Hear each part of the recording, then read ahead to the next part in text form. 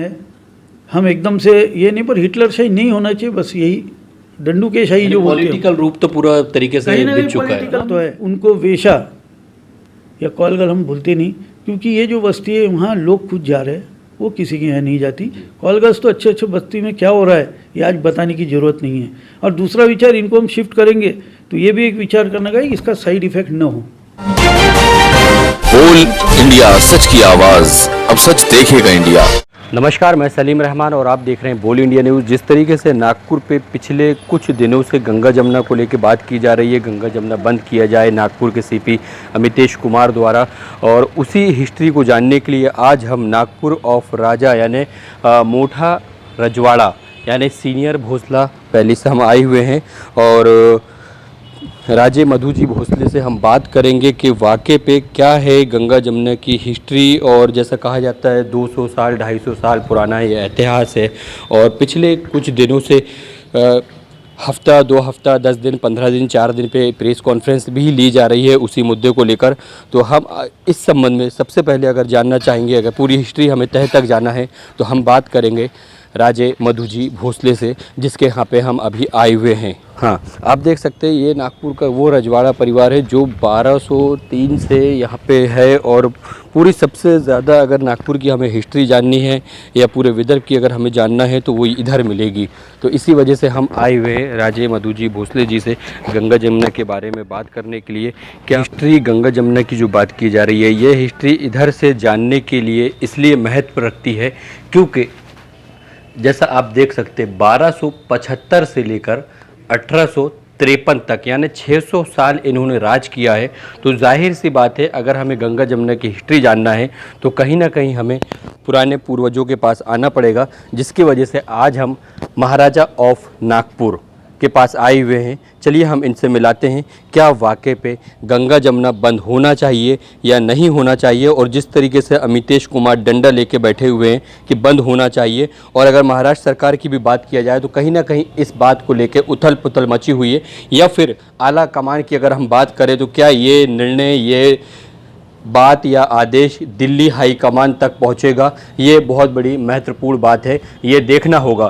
तो इसकी हकीकत के लिए, इसके तह के लिए, इसकी जड़ तक जाने के लिए हम आए हुए हैं महाराजा ऑफ नागपुर यानी राजे मधु जी भोसले के पास। आइए हम उनसे रूबरू कराते हैं। जाहिर सी बात है, और जब गंगा जमुना की बात हो रही है और मैंने इंट्रो देते हुए अभी तक जैसा राजे मधु जी भोसले के पास हम पहुँचे हुए हैं, और 1203 से लेके 1800 तक जिसकी हुकूमत, जिसका राज नागपुर पे चला, तो जाहिर सी बात है अगर गंगा जमुना की बात की जाए तो इतिहास इनसे अच्छा कोई नहीं बता पाएगा। और जो इस तरीके से अभी नागपुर पे सीपी यानी अमितेश कुमार द्वारा जो गंगा जमुना को लेकर के डंडा चलाया जा रहा है, क्या ये सराहनीय कदम है या नहीं है। बहुत से लोग इसका समर्थन कर रहे हैं, बहुत से लोग विरोध कर रहे हैं। और पिछले दिनों की अगर मैं बात करूँ तो सर भी प्रेस कॉन्फ्रेंस किया हुआ था इस संबंध में। सर क्या कहना चाहेंगे इस संबंध में, क्या वाकई पे जिस तरीके से बहुत से लोग विरोध कर रहे हैं, कुछ समर्थन पे भी हैं, क्या हिस्ट्री क्या कहेंगे इस पर? हिस्ट्री के बारे में तो मैंने पहले ही कह दिया कि ये करीबन 250 से 300 साल पुरानी बस्ती है, और एक ऐतिहासिक इसको हम कह सकते हैं। और ये इतनी पुरानी बस्ती होने के बाद इतने सालों से अगर इस पर कुछ एक्शन नहीं हुई, और अभी अचानक मेरे ख्याल से 2080 में कुछ तभी 80 में कुछ एक्शन हुई थी, 2015 में कुछ कोर्ट केसेस वगैरह इसके संदर्भ में हुई, और उसके बाद फिर ये मामला कहीं ना कहीं स्टॉप हो गया, और एकदम अचानक अभी ये मामला फिर से उठा हुआ है। तो इसका एक कारण क्या है ये पहले समझ में नहीं आ रहा। दूसरी बात यह है कि बस्ती हटाना है तो उसके लिए पहले उनकी व्यवस्था होनी चाहिए थी, उनका खाने पीने का उनका सब व्यवस्था होने के बाद ही वो बस्ती को हटाना चाहिए। ये तो ऐसा नहीं होता कि हम किसी का खाना पीना बंद कर दे और एक डंडा चलाते हुए शासन करे, जो हिटलर शाही तो है नहीं अभी। और इस प्रकार से ये जो काम हो रहा है ये गलत हो रहा है। कोई भी हो, हम एक साधारण जानवर को अगर कुछ होता है तो इतनी एनजीओस खड़ी हो जाती है इंसानियत बताने के लिए, और इंसान के साथ बदसलूकी हो रही है, इंसान के साथ कहीं ना कहीं अन्याय हो रहा है, तो एनजीओस उसमें काम नहीं कर रही है। कहीं ना कहीं मानवता का, मानव हक का हनन हो रहा है, ये हमारा कहना है। दूसरी तरफ इसमें बात कही जा रही है कि कहीं ना कहीं बिल्डर लॉबी इन्वॉल्व है, कहीं ना कहीं बिल्डर लॉबी इसे खाली कराना चाह रही है, क्योंकि नागपुर की अगर बात किया जाए तो बीच मार्केट की जगह है वो। ये बात तो मैंने उठाई थी, क्योंकि मेरा तो पूरा मानना ऐसा ही है कि अभी ये नागपुर का एक सेंटर, पुरानी बस्ती के एक सेंटर में आया हुआ है और वहाँ की ज़मीनों की कॉस्ट बहुत बढ़ गई है और वहाँ बिल्डर लॉबी बहुत सक्रिय हो चुकी है और बिल्डर लॉबी के साथ कुछ पॉलिटिकल लोग भी उसमें शामिल हो सकते हैं और यहीं कहीं प्रेशराइज होकर इसका काम हो रहा है। अभी देखने में आ रहा है कि बहुत से लोग बोल रहे कि वहाँ तलगर है, उस तलगर में छोटी छोटी बच्चियों को रखा जाता है। ये मैं कहता हूँ कि पूरे नागपुर में ही तलगर है, पर तलगर है कि नहीं है इसके प्रूफ आगे आना चाहिए। वहाँ सही में ऐसी चीज़ें हो रही है क्या, ये विद प्रूफ सामने आना चाहिए। सिर्फ हवे में बातें करना और हकीकत, ये इसमें बहुत फ़र्क है।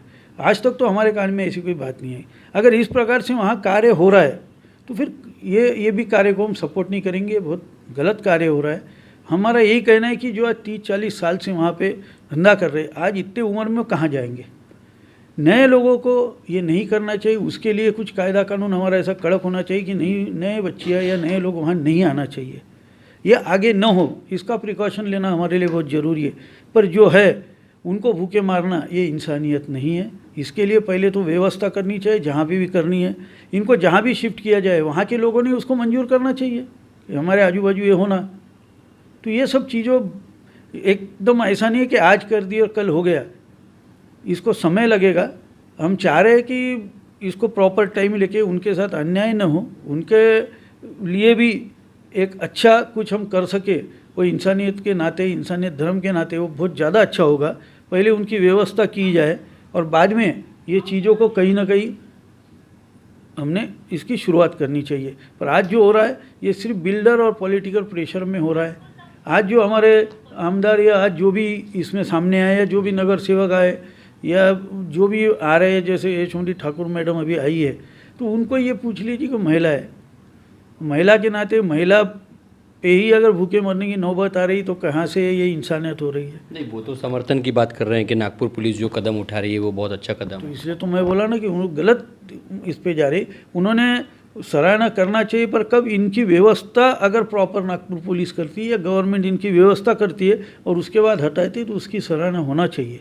पर आज उनके लिए कोई व्यवस्था न होते हुए हम उस चीज़ की किस बात पे सराहना कर रहे हैं। आज भी आप लोग वहाँ जाके देखिए कि वो खाना खा रही है कि नहीं, वो कहाँ उनको पकाने के लिए जगह है कि नहीं है, ये सब आपने जाके वहाँ मालूम करने को ना। मैं तो कह रहा हूँ मीडिया आज ऐसा है कि आप इसके बारे में ज़्यादा जागरूकता ला सकते हैं कि जो भी आरोप अगर वहाँ लग रहे हैं कि वहाँ तलगर है, तलगर में छोटी बच्चियों को रखा जाता है, 1-1, 2-2 साल तक उनको रखा जाता है, तो उस तलगर में जिंदा रहने के लायक उस तलगर है क्या? 2 साल रख रहे हैं, इतना बड़ा तलगर एक छोटी सी बिल्डिंग के नीचे रह सकता है क्या? ये सब आप जाके वहाँ विद प्रूफ ये कार्रवाई कीजिए। अगर वो चीज़ होती है तो फिर इसके ऊपर और क्या अपन कर सकते हो देखना चाहिए। अगर ये चीज़ गलत है, अगर कोई बच्चियों को ज़बरदस्ती लाके तलगर में रख के हो रहा तो इसके खिलाफ हम भी है। तो ये चीज़ें देखना चाहिए। सिर्फ ऐसा नहीं कि मैंने कह दिया, इन्होंने कह दिया। और वो आज एक इतिहास है, वहाँ जगन्नाथ इसका मंदिर है जी, जो हमारे पूर्वजों ने वहाँ उस मंदिर की स्थापना की है। आज वो मंदिर 1770 से 1775 के बीच में बना हुआ जो मंदिर है, तो वो इतिहास ही बता रहा है कि इतनी पुरानी तो बस्ती है 250 साल से, पर उसके पूर्व की ये बस्ती है। और बहुत सी वहाँ है कि 2 बहनें थी, गंगा जमुना उनके नाम से बना है। ये उनके नाम से नहीं, 2 नदियों का जो संगम है, जो लावा से निकली हुई नदी है और वहाँ से वो नदी नागमोड़ी होके यहाँ नाग नदी बनी है। वही नदी के 2 फ्लो आए। वो एरिया में काले पत्थर की चट्टानें थी। आप समझ सकते, पानी की धारा आती है, वो अगर बह के ले गई, ठीक नहीं गई तो अपना प्रवाह खुद बनाती है। वो चट्टान से टकरा के 2 प्रवाह बने, वो गंगा जमुना बनी है। और तब बस्ती नागपुर छोटा था, ये नागपुर के बाहर का भाग था, नदी के किनारे इनकी बस्ती थी। आज सेंटर में आ गई है, शिफ्ट होना चाहिए, पर उसके लिए पूरा प्रोसीजर होना चाहिए, ये हमारा कहना है। और व्यवस्था जो भी हो वो अच्छी हो, उनको भी इंसानियत तौर से जीने का अधिकार है। और हमारा जो भी बाबा साहब अम्बेडकर ने लिखा है संविधान है, उसमें ये लिखा है कि स्व इच्छा से अपने पेट भरने के लिए जो भी आदमी या जो भी जो करती है वो स्व इच्छा से उनको करने का अधिकार है, वो स्व इच्छा से कर रहे हैं। अगर वहाँ ज़बरदस्ती कुछ हो रही तो उस पर कार्रवाई होना चाहिए। ये तो हम भी उस फेवर में हैं।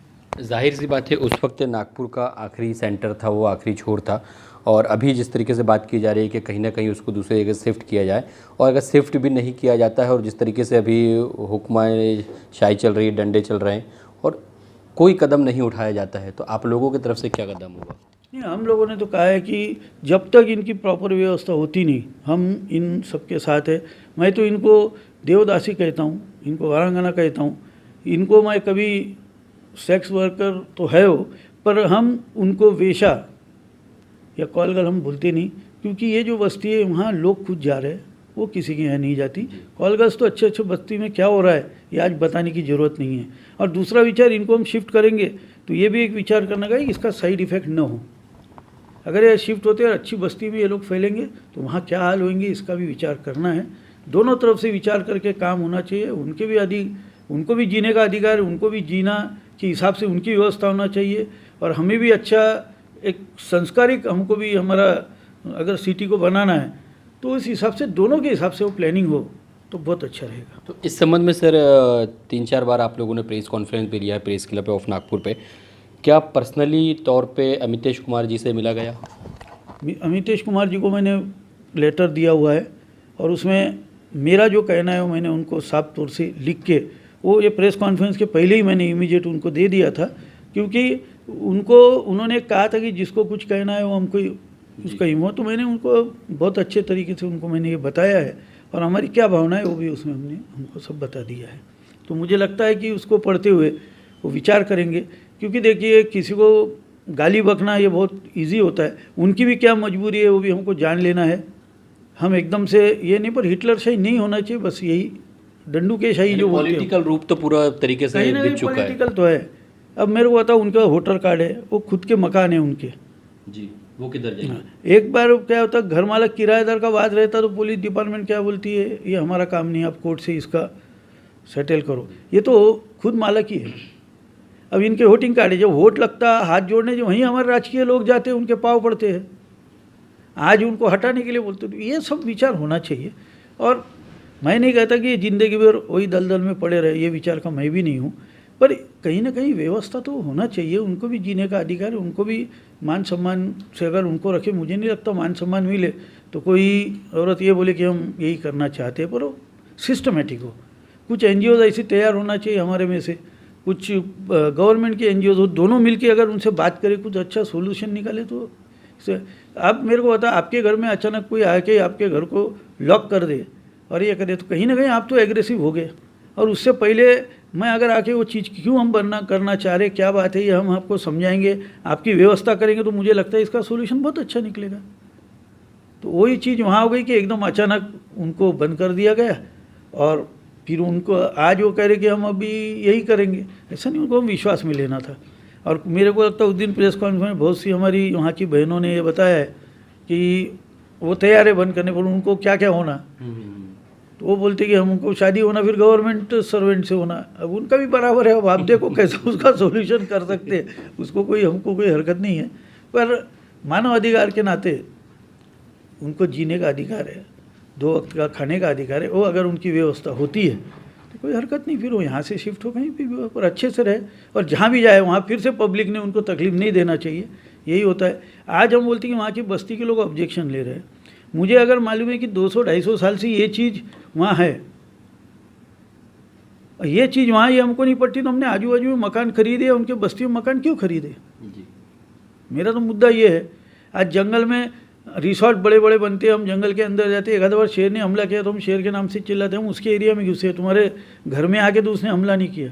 आज वो बस्ती इतनी पुरानी है, वो मालूम है ये बस्ती क्या है। उसके बाद हमने वहाँ सस्ते मकान मिल रहे थे, खरीद लिए हमने उनके एरिया में। आज वहाँ 70-80 साल के जो बुजुर्ग है, वो आज बोलते हैं आज हमारे नातिन को रिश्ता नहीं आता, आज ही नहीं आता। उनके बेटे की तो शादी हो गई, बहू तो आ गई, तभी तो उनको नातिन और बेटे आए ना।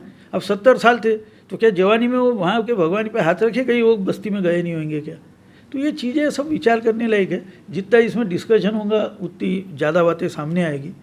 तो मेरा कहना है कि उनको उनके सम्मान के हिसाब से उनको कहीं ना कहीं अच्छे से उनको रखा जाए। उनको कुछ NGOs में साथ में लेके उनसे बातचीत की जाए, दोनों तरफ से सोल्यूशन निकले, तो मुझे लगता है इतना बहुत बड़ा बात नहीं है, हो सकता है। करना चाहिए।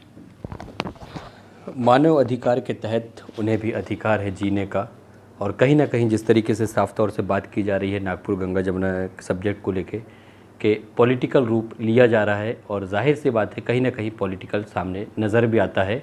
और जिस तरीके से अमितेश कुमार द्वारा प्रेशर बनाया जा रहा है, ये भी देखना होगा कि उनके ऊपर किसका प्रेशर है। और साफ़ तौर से जिस तरीके से राजे मधुजी भोसले ने साफ कहा कि प्रेस कॉन्फ्रेंस के पहले मैंने अमितेश कुमार जी को लेटर लिखा है और अपनी मन की बातें और लोगों की बातें मैंने उस पर रखा है। अब आने वाला वक्त ही बता पाएगा क्या वो लेटर का निर्णय निकलता है। कैमरामैन रिजवान आलम के साथ सलीम रहमान, नागपुर।